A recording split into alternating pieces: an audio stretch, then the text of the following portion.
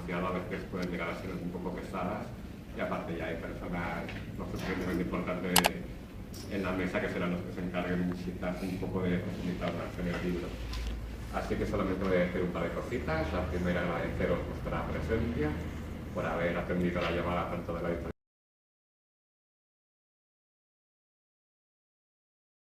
editorial como del autor. Y la segunda cosa que también me gustaría decir es que en Ediciones Oblicuas nos sentimos muy contentos de contar en nuestro catálogo con un autor de la creatividad narrativa de Fernando Gracia Ortuño.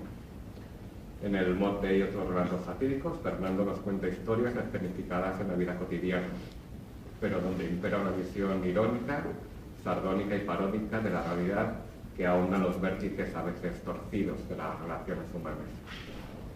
Fernando además nos presenta dichos relatos, entrelazándolos temáticamente, de modo que en muchas ocasiones parecemos descubrir nuevos matices de relatos leídos con anterioridad en las sucesivas páginas del libro, ofreciéndonos con ello una panorámica global de esos significados que solo al acabar de leerlo por completo toma un cariz totalmente genérico. Y para acabar, simplemente os recuerdo que aquí podéis coger uno de los libros. Fernando lo puede firmar, pero nos han prohibido de vender los libros aquí en la biblioteca pública. Entonces lo que haremos es salir un momentito al bar de enfrente y si queréis pues ahí hacemos. Aunque como que tampoco hay nadie, yo creo que lo vamos a ir haciendo aquí directamente, o sea que no pasa nada. Y ahora ya sí os dejo con Sergio. Bueno, hablará un poquito más. Gracias, Alberto. Yo soy Sergio Monguiró y vengo a presentar ya, mi segunda presentación con Fernando Gracia. Ya tiene este caballero aquí donde lo veis ya 3 libros publicados. Y ha sido desde luego para mí pues un orgullo venir a presentar el tercer libro, el de cuentos, El mote y otros relatos satíricos. Lo malo de las presentaciones creo yo que es lo difícil que es contaros lo bueno que es este libro sin contaros de qué va el libro, lógicamente, porque la finalidad de esta presentación es que al final os lo llevéis a casa y disfrutéis de él seguramente como lo que yo he disfrutado de estos días leyéndolo, ¿no? En su anterior novela, Un detective en la cocina, durante la presentación, hablaba posiblemente de una cohorte de personajes, cada cual más surrealista y cada cual más cargado de ese género negro que vais a encontrar en la literatura de Fernando. El mote de otros relatos satíricos, este libro de relatos, no es una excepción. Es un libro que, a pesar de que aquí los presentes estamos poniendo cara de majestuosidad, ¿vale? Y poniendo totalmente una seriedad, realmente nos enfrentamos a un libro que es una auténtica comedia, ¿vale? Es una auténtica cohorte de personajes, cada cual más surrealista, cada cual con más mala leche cargada dentro de ellos, ¿no? Y que al principio, cuando el lector se acerca a estos pequeños cuentos que conciben esta antología, yo creo que caminan un poco entre lo surreal y poco a poco van bajando a lo real. Creo que es lo bonito, ¿no?, de las buenas historias, ¿no?, al más puro estilo casi del cuento de Chejov, del chejoviano, ¿no?, de partamos de una base muy surrealista y vayamos a una parte muy realista, que es un poco nuestro día a día. Hay personajes que desde luego, yo cuando estaba leyendo decía, madre mía, si es que son como mis vecinos, madre mía, si es como el pesado este del bar, que me encuentro todos los días, ¿no? O incluso hay uno que se llama en concreto el superradar, que digo, madre mía, es el radar que me pone todas las multas de tráfico todos los días. Cuando he estado leyendo este libro de relatos me he encontrado sobre todo una cotidianidad, ¿vale?, que raya ya casi el absurdo. Yo os aconsejo que cuando os acerquéis a este libro, os acerquéis primero escuchando la voz del autor, que casi siempre es una voz lírica, muy bien escrita, vale, muy bien formada, casi majestuosa, que nos podría contar como si fuera... ¿Dónde sacar este catálogo de personajes para poder continuar haciendo relatos como estos? Bueno, me saco de la experiencia, ¿no? Cada momento de escritura es particular, ¿no? Porque se ha escrito en un blog, este blog ha tenido pues, su fecha, ¿no? A lo mejor entre un relato y otro hay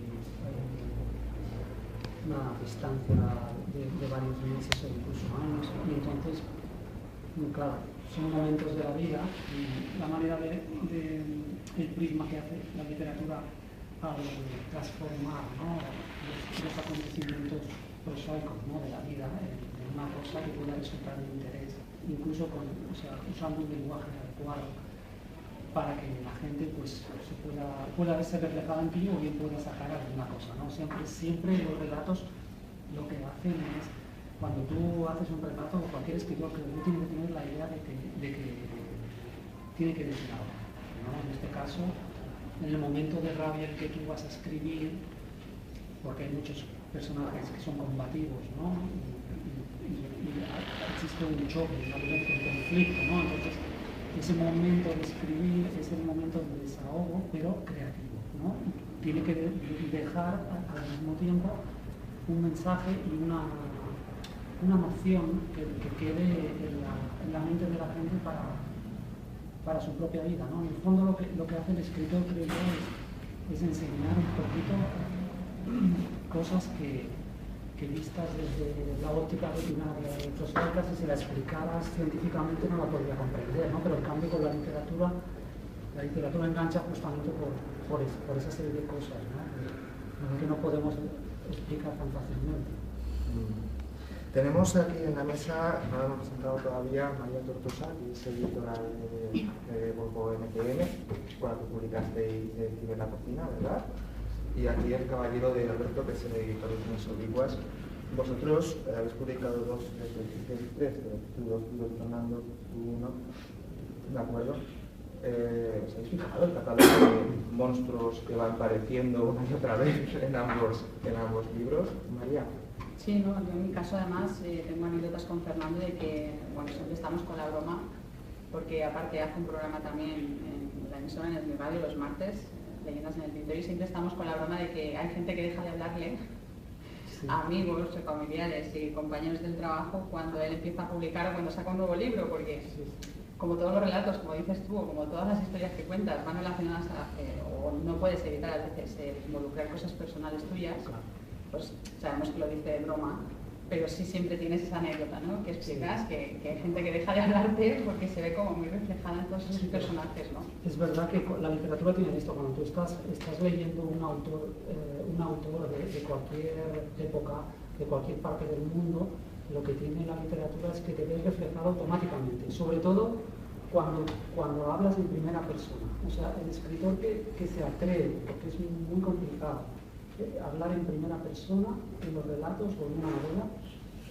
es lo más difícil y bueno, esa persona automáticamente va a verse reflejado en los lectores, ¿no? Y los lectores se van a ver reflejados en él y entonces tenemos ahí como una comunión y puede haber, claro, rechazos si la persona se siente identificada en algún momento, pero tengamos en cuenta que hay una manipulación, sería la manipulación del lenguaje, ¿no? De la experiencia del escritor. Cuanta más experiencia tenga el escritor, más difícil será de encontrarse reflejado, ¿no?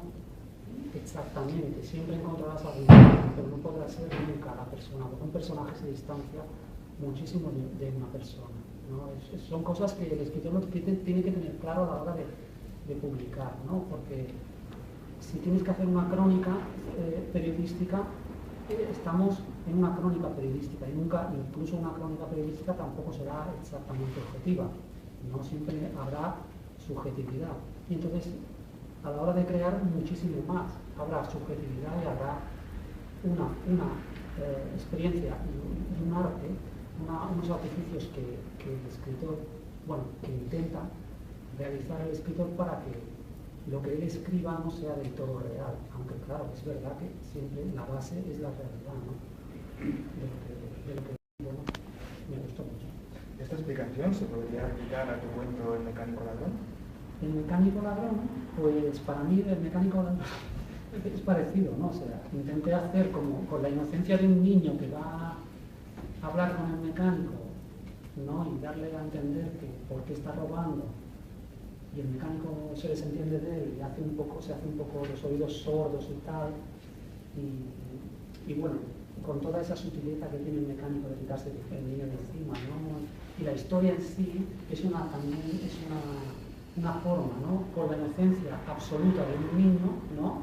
Que solo va allí para preguntar, ¿no? Y después la reacción tan violenta de ese señor que luego demuestra que es verdad que le está robando a la gente, ¿no? A la gente pobre que va allí con su coche hecho polvo, no tiene para pagar y sin embargo él él le sube la factura, ¿no? Y le pone muchas cosas. Que esto está en el inconsciente colectivo de todos también, es verdad, porque es uno de los temas que están ahí, y todos hemos tenido alguna vez un mecánico ladrón, y yo creo que universalizando una cuestión se hace, no es que quiera llamar a todos los mecánicos ladrones, porque los habrá honrados, ¿no? Pero bueno, muchísima gente se verá reflejada en mi caso, cuando muchas veces se va y se encuentra que no le han hecho nada a mi coche y que le han cobrado 1.000 euros, ¿no? Más o menos sería como la primera parte de lo que es el cuento Superradar, ¿verdad? La segunda El parte Superradar también sería para mí representa, es más complejo, ¿sabes? Porque ahí entra la burocracia, entran las normas, entra ya, es complicado porque tú no te puedes enfrentar a la administración. O sea, la administración tiene unas normas que a lo mejor, como dice la justicia es ciega, ¿no? En la administración todavía más, ¿no? Porque ahí no te puedes meter, sabes que vas a perder, ¿no? Entonces, aunque te llegue la multa, aunque tú tengas la razón, no puedes demostrar, es casi imposible, ¿no? Entonces el Superradar para mí era también una metáfora de lo que es la administración, y también yo creo que es un poco divertido ese relato, porque yo me reí mucho al escribirlo, porque es un relato que habla de un robot que se está humanizando, y que cuando empieza a ver por su teleobjetivo lo bonitas que son las mujeres, sobre todo la parte delantera, desde su atalaya de arriba, pues claro, él se va humanizando y poco a poco el deseo se va convirtiendo en una realidad, ¿no? En él, ¿no? Hasta el punto de que dice, no, a las mujeres, como conducen más prudentemente, no les mete esos marronazos de punta que vienen a los hombres, porque se va volviendo machista, ¿no? Un poco, ¿no? Y mujeriego, ¿no? Eso es una cosa, pues de ahí de alguna manera también se sacan pues una serie de cosas que al escribirlas, pues yo me lo paso muy bien, y creo que el que lo lea, pues si ha recibido 1.500 euros de multa y luego descubre que no tienen razón por casualidad, ¿no? O que es injusta por muchos motivos que no te lo pueden explicar tan fácilmente, pues se verán reflejados, ¿no? en lo que... Y el radar al final se acaba convirtiendo en el lobo, ¿no? De Caperucita. Un poco sí. Son las bestias negras que tenemos hoy en estas sociedades en las que no controlamos nada, ¿no? Vivimos en una sociedad en la que no conoces lo que tú decías en el prólogo de Detective de la Cocina, no conoces con quiénes trabajan, no conoces, algunos sí, ¿no? Pero no conoces qué es lo que hace, ¿no? La administración con tus datos, cuándo te van a llegar las multas a casa, los sustos que te va a pegar la luz cuando te viene un recibo de 300 euros y no sabes en qué has gastado eso, ¿no? O sea, un poquito son las bestias negras que viven un poquito en nuestro entorno, y que me gustaría reflejar, ¿no? En todos estos relatos. Igual que en el Detective en la Cocina, ¿no? Detective en la Cocina es una novela muy negra, muy fuerte, pero tiene muchas cosas que están aquí en estos relatos. Muchos personajes, como si leéis, por ejemplo, el relato de Papas Fritas, ¿no? Muchos son dos o tres personajes que he cogido directamente de la novela, pero en otro ambiente, ¿no? Y he desarrollado pues otro argumento y otra temática, pero que es los mismos personajes que se comportan igual, tienen las mismas reacciones y son como su vida, como Juan Carlos Onetti, ¿no? Que escribía sobre un pueblo imaginario, ¿no? Y luego reproducía en otra novela los mismos personajes en el mismo pueblo, ¿no? O por ejemplo, Gabriel García Márquez y Macondo, ¿no? Que siempre están ahí, ¿no? Con los mismos personajes hacen una novela diferente, pero es como si la historia continuara, ¿no? Yo iba a mencionar esos tres, porque has mencionado Papas Fritas, y es que me sonaron los títulos ya de juntitos. El broncas y el gachón, bueno, son palabras que uso de la jerga de la calle, o sea, pero que la gente las usa, ¿no? Que a lo mejor no son tan cotidianas, pero son dos relatos que envié a un concurso literario y que había que hablar sobre esos temas, ¿no? Pero que son de violencia, ¿no? De violencia en discotecas, de gente que trabaja de seguridad y que se enfrenta a situaciones que, claro, es que te parecen súper absurdas, ¿no? Y que, claro, la gente pues tiene estas reacciones, ¿no? Entonces ellos tienen que tener sus propias estrategias para salir al paso. En el caso del Broncas, pues es un hombre que habla mucho y que siempre tenemos algún conocido, ¿no? En la familia o en el trabajo, ¿no? de que quisiéramos que de vez en cuando dejara de hablar, pero él sigue bla bla bla bla bla bla bla bla bla. Y en este caso he cogido al Bronca y lo he colocado en una discoteca. Y como encima tiene que gritar, pues claro, llega un momento en que la cosa estalla, ¿no? Todos mis relatos, hay un momento en que el conflicto se hace insoportable y que hace como boom, ¿no? Y entonces tenemos el desenlace, ¿no? Y en el desenlace es un poco lo que yo quiero decir de ese relato. En alguno de los relatos que aquí dentro, casi como hilo conductor, has utilizado un personaje que me llama mucho la atención, que es Ed Harris, el actor, el personaje. ¿Sabes? ¿Por qué Ed Harris? Y casi ese momento, además. No, sí. Os tengo que confesar que como se parece un poco a mí y ahora que me he rapado también, pues claro, me sentía un poquito identificado, pero también porque...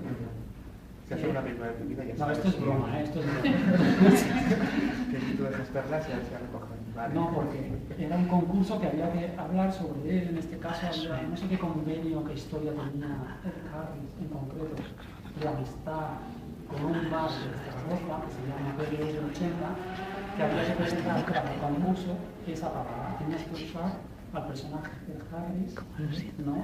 Como un personaje de tu relato para concursar. En este relato pues no gané, ¿no? Pero aparece dos veces. Sí.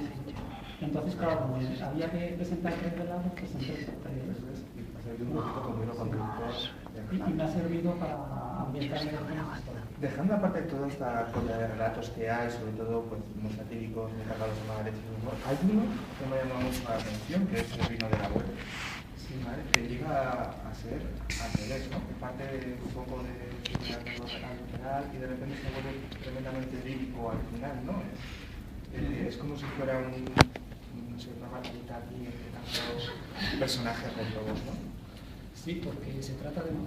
tenemos un problema en esta sociedad de que cada vez somos más los que vamos a coger Alzheimer. No se sabe por qué. Pues este es un caso de Alzheimer, ¿no? De un señor que bueno, tiene problemas con su mujer porque siempre está invitando a sus amigos a la bodega y los amigos acuden al vino, ¿no? Como las abejas a la miel.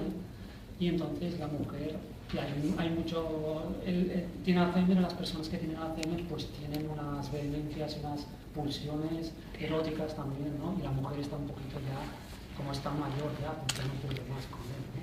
Y al final, bueno, como se trataba de un relato de vino, he querido poner ahí un toque macabro, ¿no? Al final, ¿no? Cuando con el nieto, bueno, le hace unas señas al nieto, bueno, que al final, bueno, de la cosecha del vino, pues ese año salió mejor y misteriosamente el abuelo desapareció en la tinaja, ¿no? O sea, en la propia tina del vino desapareció ese señor, pero ese año la cosecha fue buenísima, ¿no? Entonces, en ese sentido quise hacer un poquito de humor macabro, ¿no?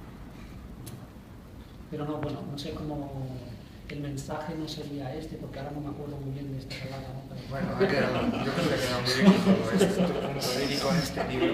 Sí. Pero bueno, como se trataba de un concurso literario, es que yo, la Pero mayoría te ha quedado bien, ¿eh? de un concurso literario, no me ha quedado bien. Te ha quedado bien. Después de todo lo que he dicho, no sé si he dicho algo. No ha quedado bien, pero el mensaje del relato no es este, es el hecho de que dentro incluso de la pérdida de facultades de una persona, ¿no? Que tiene Alzheimer, que poco a poco se va descomponiendo y va desapareciendo su propio yo, su propia personalidad, ¿no? Incluso ahí esa persona puede dejar un mensaje, puede dejar a su nieto pues una noción, ¿no? para el futuro, ¿no? Para desarrollarse, ¿no? Pues de una manera más productiva, ¿no? Otra pregunta más tenía aquí en el tintero, cargado, ahora que has hablado hace un rato de García Márquez, de Macondo, de estos lugares imaginarios que tú creas y has empezado a probar de personajes. Yo detecto aquí otra perla en este libro, que es el cuento, me acuerdo, de los Chirimbamba. Sí. ¿Vale? De los Chirimbamba y su penoso infierno negro de raras lagunas donde los réprobos autopensadores arden. ¿Esto es una pequeña perla de algo que va a ser en el futuro? ¿Vas a seguir con los Chirimbamba? No. ¿Qué es esto? No, hay historia un poco este es un relato absolutamente divertido, o sea, humorístico. Lo intenté hacer solo para hacer pues una parodia. Ah, sí. No, es que solo es una parodia de lo que sería pues un relato antropológico, ¿no? O sea, dentro de, ya sabemos que los antropólogos tienen un sistema de trabajo, trabajan en los, bueno, ¿cómo se dice? Trabajan en el ambiente, ¿no? O sea, van a visitar a las tribus, ¿no? Y de todo esto hacen pues una serie de ensayos y de experimentaciones, y todo tiene, este relato pues es una parodia divertida sobre las teorías antropológicas y sobre las tribus. En este caso el Chimbo Cocotero pues es un señor que rompe un poco las reglas de la tribu, se mete en líos y nada, es porque me gusta mucho siempre dar el toque negativo dentro de las situaciones humanas, ¿no? Bueno, yo me reí mucho con este relato, porque no me ha dado terror. La verdad es que es un relato con mucha comedia. Gracias. De nada. Y nada, si depende de la hora, ¿no? Si queréis, había traído tres botellitas de vino, si queréis tomar un vinito, que como no está la jefa. Si es de la cosecha esa, no. No, tiene marca, o sea, es de cosecha, como si denominación de origen. ¿No te ves un poco quevediano? ¿Cómo? ¿Que no te ves un poco quevediano nada más que pasado al futuro?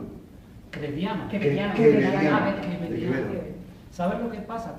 Que me da muchísimo, y me gusta mucho que me hagas esa pregunta, porque claro, es un poco cotejarse con los mejores, ¿no? Y Quevedo... Yo lo que he visto así por encima, te veo muy quevediano, ¿sabes?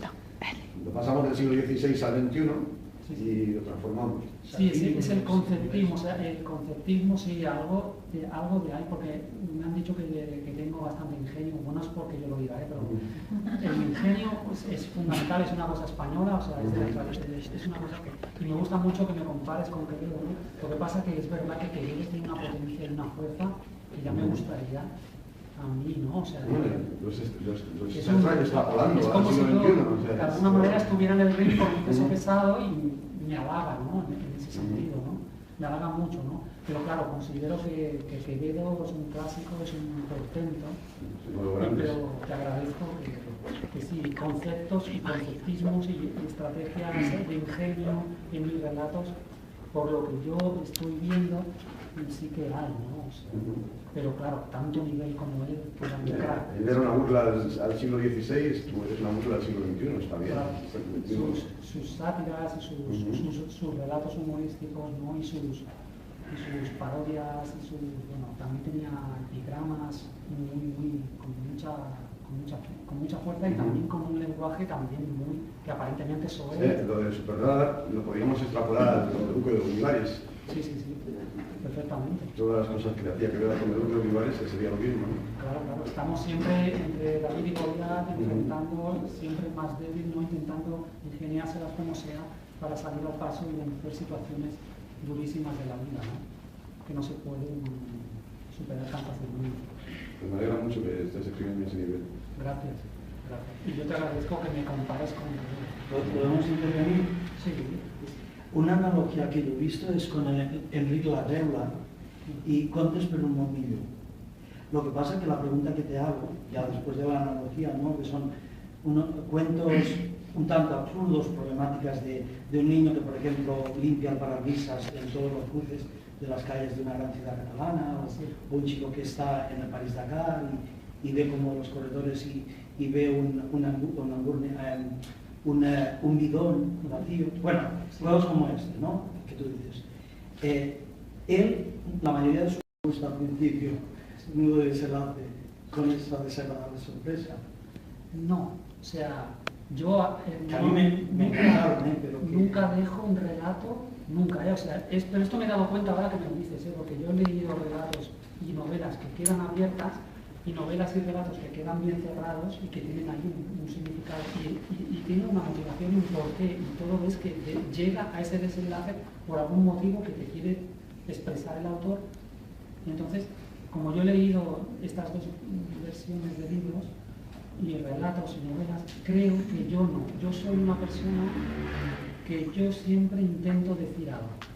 No lo dejo, o sea, igual que las personas que lo dejan abierto también quieren decir algo, pero lo dejan un poquito a expensas del que lo va a leer.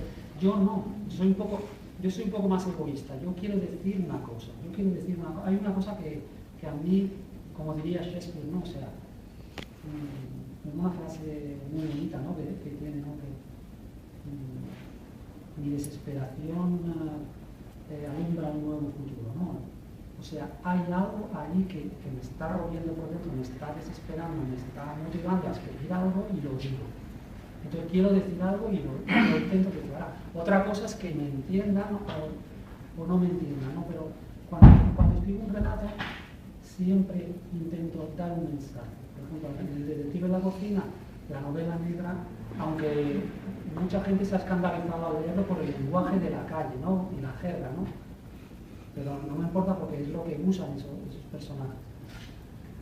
Ahí está claro que está la corrupción inscrita en la sociedad y está en el moving y la presión y la agresividad y la violencia de la cocina.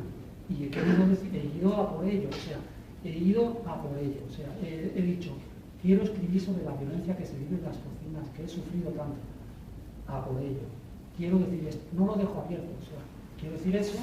Entonces, cuando he acabado el libro, he visto fallos, pero he dicho, bueno, más o menos ha salido bien.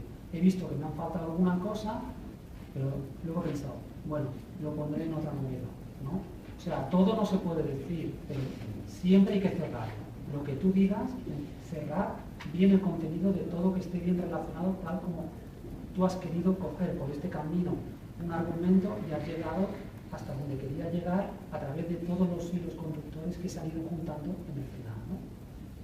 Un poco es esto lo que hacemos cuando se escribe. No critico a Enrique Larrero y su antología de cuentos, de Conte por un Murmullo, me gustaron, pero que al lector que nos gusta al final de las cosas nos desespera eso de que claro. ¿Qué le pasa a ese chico? ¿Qué le pasa a esa mujer que...? De todas formas, en Fernando tampoco vas a encontrar un final. O sea, a lo que sí, a lo me que se temía refiere, eso yo, sí, vale. a lo que se refiere él es que en el relato él intenta, no es que Traslada intente, él busca darte una información y explicarte una cosa en concreto, una queja. Él está haciendo una queja sobre si algo que tiene peculiar en Fernando al escribir es eso, que él coge algo que está pasando en la sociedad, que nos puede pasar a todos, en tu trabajo, en tu vida cotidiana, y lo extrapola hasta el satirismo más espeluznante, ¿me entiendes? Entonces eso te lo está transmitiendo en un relato, pero no le puedes poner fin.